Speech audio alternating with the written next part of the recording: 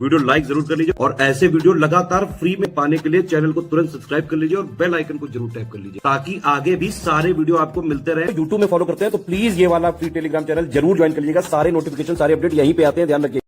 Hello everyone, welcome to study for civil services. I am Ichha Mishra और ये video series चल रही है हमारी यूपीपीसीएस प्रीलिम्स 2023 के लिए मोस्ट इम्पॉर्टेंट टॉपिक्स की।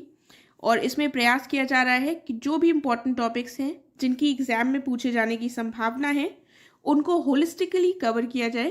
साथ में प्रीवियस ईयर के क्वेश्चंस यूपीएससी और यूपीपीएससी दोनों के ही अटैच करने का प्रयास किया गया है अगर उस टॉपिक से संबंधित कोई क्वेश्चंस पूछे गए हैं तो, राइट।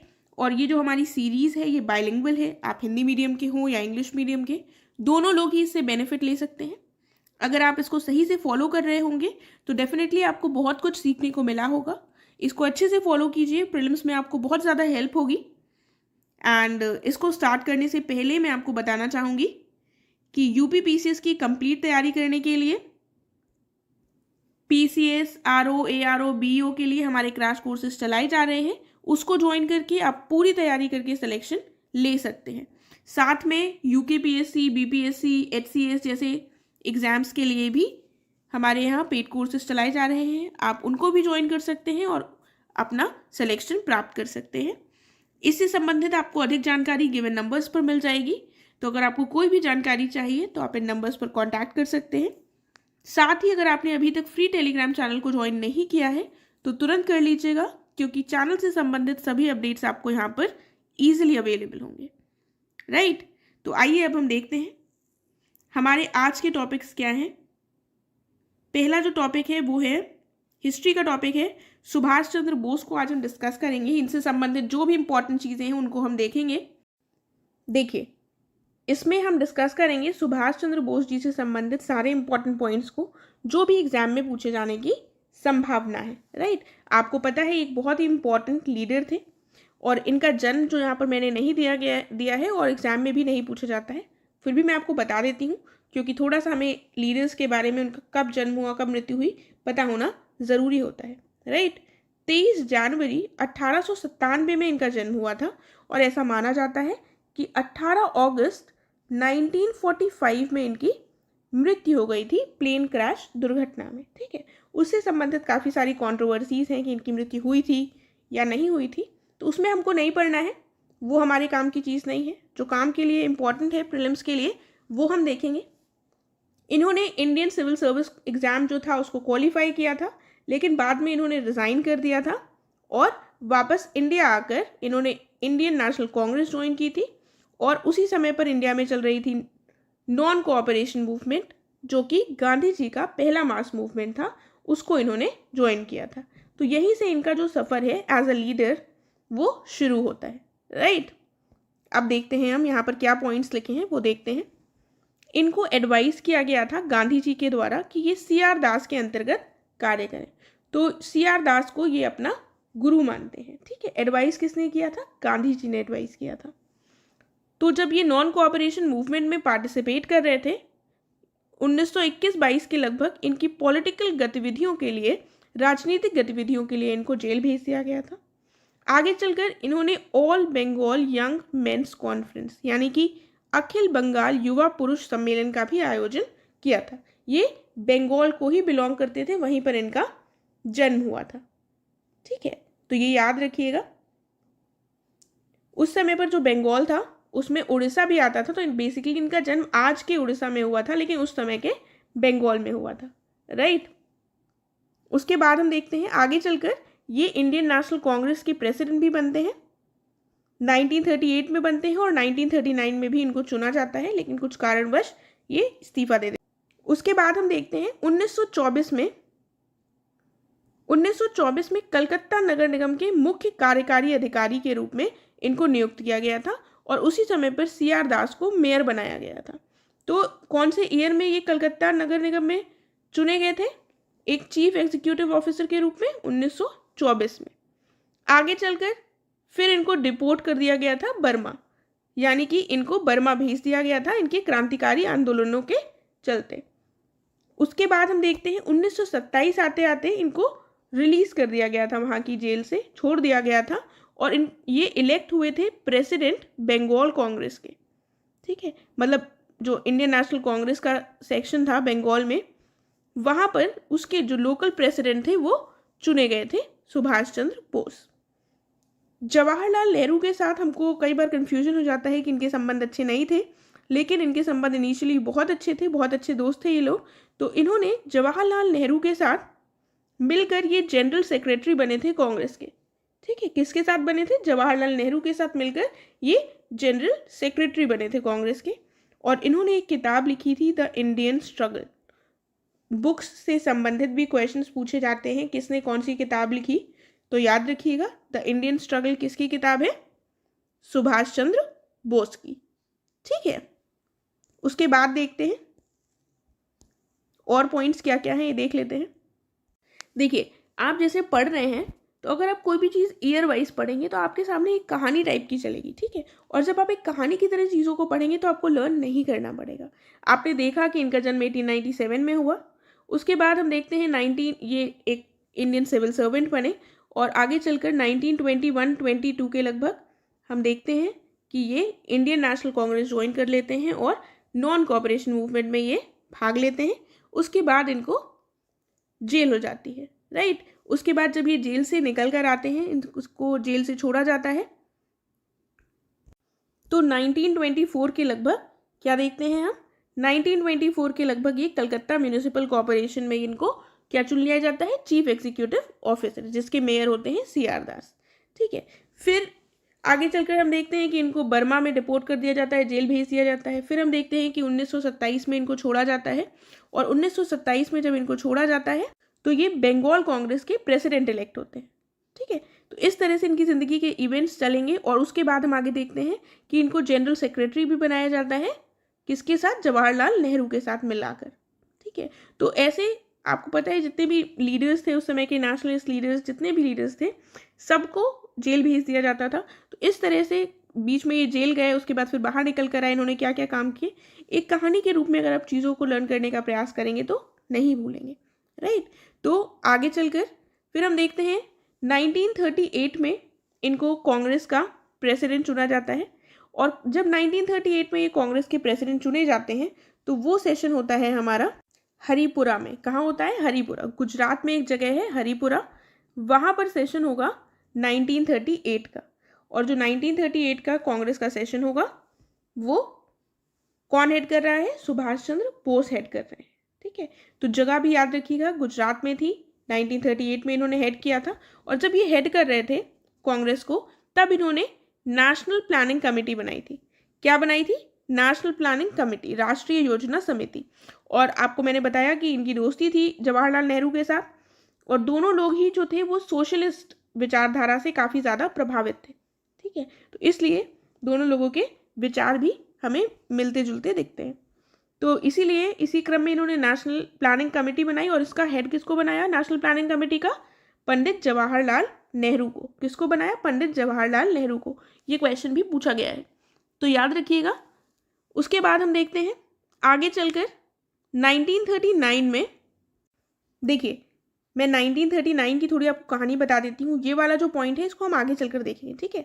1939 में ईयरली इलेक्शंस होते थे कांग्रेस के।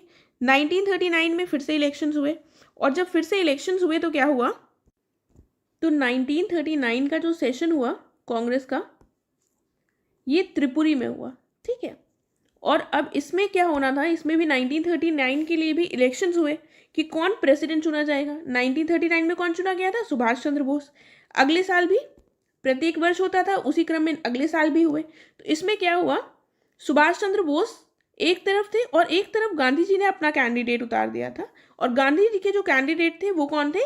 पट्टाभी सीतारमैया, ठीक है। पट्टाभी सीतारमैया कैंडिडेट थे। तो जब इलेक्शंस हुए तो उसमें जीत किसकी हुई? सुभाष चंद्र बोस की हुई। लेकिन गांधी जी के जो कैंडिडेट थे वो कुछ मतों से हार गए थे, राइट। लेकिन आगे चलकर क्या हुआ कि सुभाष चंद्र बोस ने कुछ रीजंस के चलते रिजाइन कर दिया, और जो प्रेसिडेंट की पोस्ट थी वो खाली हो गई। उसके बाद प्रेसिडेंट की पोस्ट सुभाष चंद्र बोस के बाद किसने हाथ में ली? जिसने ली वो थे राजेंद्र प्रसाद, ठीक है। किसने ली थी पोस्ट? सुभाष चंद्र बोस के रिजाइन करने के बाद राजेंद्र प्रसाद के द्वारा 1939 की फिर प्रेसिडेंसी को कंटिन्यू किया गया। तो ये सीन आगे बढ़ता है। 1938 में इनको चुना गया, इन्होंने नेशनल प्लानिंग कमेटी बनाई और जवाहरलाल नेहरू को उसका हेड बना दिया। 1939 में जो त्रिपुरी में हुआ वहां पर ये जीत तो गए, लेकिन जो गांधी जी के कैंडिडेट थे पट्टाभी सीतारामैया वो हार गए थे कुछ मतों से, और उसी की वजह से थोड़े आपस में मनमुटाव हुआ और आगे चलकर इन्होंने रिजाइन कर दिया as a president of Congress. और कौन बन गया? राजेंद्र प्रसाद बन गए। राइट। देखिए इस पॉइंट को अभी हम देखेंगे आकर, ये थोड़ा बाद में देखेंगे, पहले यहाँ पर आते हैं। तो जब इन्होंने रिजाइन कर दिया तो इन्होंने कांग्रेस से अभी तक रिजाइन नहीं किया था, केवल एज अ प्रेसिडेंट रिजाइन किया था। इन्होंने उसके बाद 1939 में फॉर्म किया ऑल इंडिया फॉरवर्ड ब्लॉक। ठीक है, अपनी एक विद इन कांग्रेस इन्होंने एक ब्लॉक बना लिया था 1939 में। कई बार इसका वर्ष पूछा गया है तो याद रखिएगा। और जो फॉरवर्ड ब्लॉक था इसकी एक कमिटी थी। ठीक है, इसकी जो कमिटी थी उसके प्रेसिडेंट कौन थे? सुभाष चंद्र बोस स्वयं थे। इसके अलावा इसके वाइस प्रेसिडेंट कौन थे? शार्दुल सिंह कविशर। और लाल शंकर लाल इसके जनरल सेक्रेटरी थे। पंडित बी त्रिपाठी और खुर्शीद नरिमन इसके सेक्रेटरीज थे। इसके अलावा इसके जो इंपॉर्टेंट मेंबर थे वो थे यू मुथुरामा लिंगम थेवर। सॉरी, थोड़ा सा इसका प्रोनाउंसिएशन डिफिकल्ट है, देख लीजिएगा। ये भी फॉरवर्ड ब्लॉक के मेंबर थे। देखिए कमिटी से संबंधित क्वेश्चन नहीं पूछा गया है यूपीपीसीएस में, लेकिन कई बार ऐसे क्वेश्चंस पूछे जाने की संभावना होती है, इसीलिए ये जो मेंबर्स के नाम है वो मैंने आपको बता दिए हैं, तो इनको एक बार ध्यान रखिएगा। बाकी 1939 में इन्होंने इसका गठन किया था। राइट। आगे चलकर हम देखते हैं ये धीमे से इंडियन नेशनल कांग्रेस से रिजाइन भी कर देते हैं because of the issues between the leaders. उसके बाद मतलब आपस में जो लीडर्स थे उनके बीच में थोड़े से इश्यूज हुए, उसके चक्कर में इंडियन नेशनल कांग्रेस से आगे चलकर ये रिजाइन कर देंगे। आगे चलकर इनका रोल किस में होगा? इंडियन नेशनल आर्मी को बनाने में। ठीक है, इन्होंने पहले 1939 में फॉरवर्ड ब्लॉक बनाया, उसके बाद ये इंडिया छोड़कर विदेश जाएंगे। ये प्रयास करेंगे कि जो विदेशी पावर्स हैं उनका सहयोग लिया जा सके, और उनका सहयोग किस में लिया जा सके? ब्रिटिशर्स को इंडिया से भगाने में। ठीक है, उसके बाद हम देखते हैं अब ऊपर वाला जो पॉइंट हमने मिस किया था, क्या लिखा हुआ है। तो जब ये विदेश गए तो वहां पर क्या होता है, इन्होंने बाकी इंडियंस के साथ बर्लिन में एक रेगुलर ब्रॉडकास्ट शुरू किया था जो German sponsored Azad Hind radio था, और ये जनवरी 1942 में शुरू किया गया, और इसमें डिफरेंट लैंग्वेजेस में ब्रॉडकास्ट किया जाता था। कौन कौन सी? इंग्लिश, हिंदी, बंगाली, तमिल, तेलुगु, गुजराती और पाश्तो। तो 1942 में German sponsored Azad Hind radio से इन्होंने ब्रॉडकास्टिंग शुरू की थी। फिर हम क्या देखते हैं, फिर हम आते हैं अपने इस पॉइंट पर और हम देखेंगे कि 1943 में इन्होंने इंडियन नेशनल आर्मी को रिवाइव किया सिंगापुर में। तो ये बेसिकली देश से देश विजिट कर रहे थे ताकि हेल्प मिल सके। राइट। और शुरू हो चुका था इस समय पर वर्ल्ड वॉर चल रहा था, आपको पता है 1939 में वर्ल्ड वॉर सेकेंड शुरू हो गया था, और जर्मनी और ब्रिटेन जो है एक दूसरे के अगेंस्ट लड़ रहे थे। देखिए फिर हम देखते हैं कि 1943 यानी कि 1943 में इन्होंने इंडियन नेशनल आर्मी को रिवाइव किया सिंगापुर में। ठीक है, यहाँ पर आज़ाद हिंद फौज कर लीजिएगा, इसको आज़ाद हिंद फौज कहा जाता था। ठीक है, तो इन्होंने 1943 में इसको रिवाइव किया। अभी हम आज़ाद हिंद फौज के बारे में भी थोड़ी चीज़ें देखेंगे, लेकिन फिलहाल हम देखते हैं कि इन्होंने इसके बाद प्रोविजनल गवर्नमेंट भी बनाई, एक अनंतिम सरकार स्थापित करी, और ये आज़ाद हिंद फौज के अपने आप को इन्होंने सुप्रीम कमांडर घोषित किया। ठीक है, आगे चलकर 1944 में आज़ाद हिंद रेडियो में संबोधित करते हुए इन्होंने गांधी जी को फादर ऑफ द नेशन क्या कहा था? राष्ट्रपिता कहा था। राइट। तो ये क्वेश्चन बहुत इंपॉर्टेंट बनता है कि किसने गांधी जी को सबसे पहले राष्ट्रपिता कहा था। ठीक है, साथ में इनके जो पॉपुलर स्लोगन्स थे वो भी देख लेते हैं। Give me blood and I will give you freedom. तो मुझे खून दो, मैं तुम्हें आज़ादी दूंगा। ये किसका स्लोगन था? सुभाष चंद्र बोस का। इसके अलावा इनका दूसरा स्लोगन था दिल्ली चलो। ठीक है, अब हम थोड़ा सा आज़ाद हिंद फौज के बारे में देख लेते हैं, बेसिक जानकारी। देखिए ये जो आज़ाद हिंद फौज यानी कि इंडियन नेशनल आर्मी थी, इसके बारे में थोड़ी सी जानकारी कर लेते हैं। क्या हुआ था कि आपको मैंने ऑलरेडी बता दिया है 1939 में शुरू हो गया था सेकेंड वर्ल्ड वॉर। तो सेकेंड वर्ल्ड वॉर में जर्मनी, जापान ये एक तरफ थे और ब्रिटेन दूसरी तरफ था। तो इंडियन जो सिपाही थे वो किसकी तरफ से लड़ रहे थे? ब्रिटिशर्स की तरफ से। तो जो ब्रिटिशर्स की तरफ से इंडियन सिपाही लड़ रहे थे और जापान में जो चले गए थे, जो फंस गए थे, जापान के द्वारा पकड़ लिए गए थे, प्रिजनर्स ऑफ वॉर जिनको कहा जाएगा, तो वो जो इंडियंस थे उन्होंने क्या किया? उन्होंने 1942 में इंडियन प्रिजनर ऑफ वॉर्स ने, जो जापान में थे, उन्होंने आज़ाद हिंद फौज का गठन किया था। ठीक है। और इसको सबसे पहले किसने फॉर्म किया था? मोहन सिंह ने फॉर्म किया था। क्या नाम था? मोहन सिंह ने फॉर्म किया था 1942 में। आगे चलकर हम देखते हैं ये उतनी इफेक्टिव नहीं रहती है और नेताजी सुभाष चंद्र बोस के द्वारा इसको दोबारा रिवाइव किया गया था 1943 में। राइट। साथ में एक चीज़ और याद रखिएगा कि INA यानी कि आज़ाद हिंद फौज के जो रिवाइव किया गया था उसमें रास बिहारी बोस का भी इम्पोर्टेंट रोल था। ठीक है। रास बिहारी बोस जो इम्पोर्टेंट रोल थे, एक रिवॉल्यूशनरी, इनका भी इम्पोर्टेंट इसमें रोल था। और सुभाष चंद्र बोस जी के द्वारा इसको 1943 में सिंगापुर में रिवाइव किया गया और वहीं पर इन्होंने, सुभाष चंद्र बोस ने क्या किया था? फ्री इंडिया के लिए एक प्रोविजनल गवर्नमेंट बनाई थी। ठीक है। और जो वो प्रोविजनल गवर्नमेंट बनाई थी उसमें उन्होंने कुछ मिनिस्टर्स भी रख दिए थे। वो जो मिनिस्टर्स हैं वो भी एक बार देख लेते हैं। HC चैटर्जी को इन्होंने क्या किया था? अपनी प्रोविजनल सरकार में फाइनेंस का पोर्टफोलियो दिया था। और लक्ष्मी स्वामीनाथन को दिया था विमेन का डिपार्टमेंट। ठीक है। ऐसे तो बाकी सब नहीं इंपॉर्टेंट है, लेकिन ये दो नाम आप याद रख सकते हैं। बाकी इंडियन नेशनल आर्मी से संबंधित जो इंपॉर्टेंट चीज़ें थी वो हमने देख ली हैं। अब हम वापस चलते हैं। ठीक है। देखिए, तो हमने देख लिया है कि आज़ाद हिंद फौज बन चुकी है और एक प्रोविजनल गवर्नमेंट बन चुकी थी सुभाष चंद्र बोस की। ठीक है। तो इनका हमने जो भी इंपॉर्टेंट चीज़ें थी डिस्कस कर ली हैं। अब क्वेश्चंस देख लेते हैं। क्वेश्चन है कि who was the chairman of national planning committee set up by Indian National Congress in 1938? तो कौन बना था चेयरमैन? मैंने आपको ऑलरेडी बताया है, जवाहरलाल नेहरू को चेयरमैन बनाया गया था। ऑप्शन ए करेक्ट हो जाएगा। दूसरा क्वेश्चन देखते हैं। Who addressed whom as the spiritual father of Indian nationalism? देखिए, ये पॉइंट हमने नहीं डिस्कस किया है, इसलिए इस क्वेश्चन को ध्यान से देखिएगा। जो सुभाष चंद्र बोस थे उन्होंने स्पिरिचुअल फादर किसको बोला था इंडियन नेशनलिज्म का? किसको बोला था? विवेकानंद को बोला था। राइट। ऐसे क्वेश्चंस बहुत आते हैं कि किसने किसको क्या कहकर संबोधित किया। तो याद रखिएगा, सुभाष चंद्र बोस ने विवेकानंद को बोला था इंडियन नेशनलिज्म का spiritual father. Correct answer option B हो जाएगा। ठीक है। उसके बाद यहाँ पर हमने देख लिया बी ऑप्शन करेक्ट होगा। आगे देखते हैं। कहा गया which one of the following statement is not correct about the book Indian struggle written by Subhas Chandra Bose?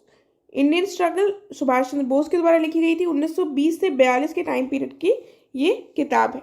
तो इसमें किस चीज़ के बारे में कौन सा स्टेटमेंट यहाँ पर गलत है ये बताना है।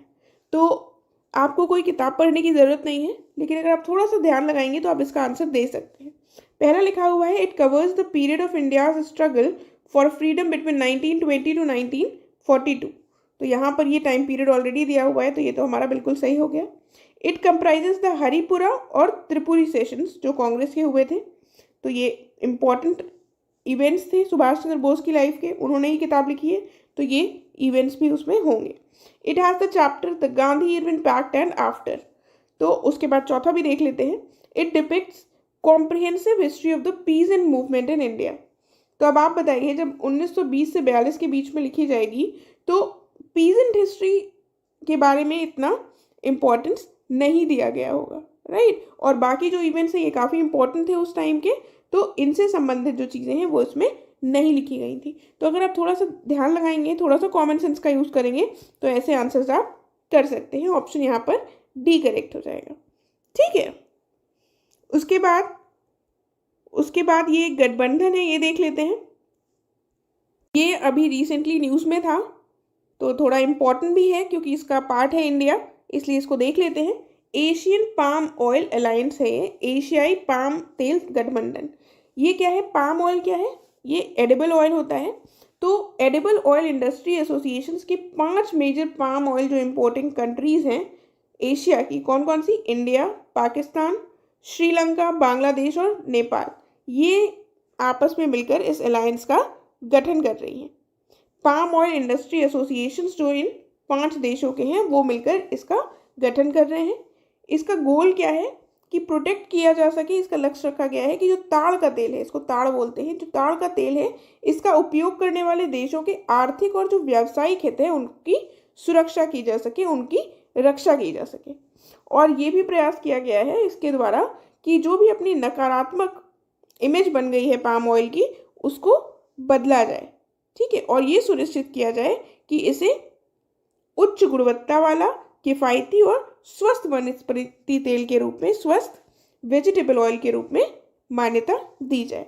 तो ये बेसिकली थोड़ी सी इन्फॉर्मेशन थी एशियन पाम ऑयल अलायंस की, ठीक है। इसके मेंबर्स याद रखिएगा। उसके बाद हम देखते हैं आयुष्मान भारत योजना।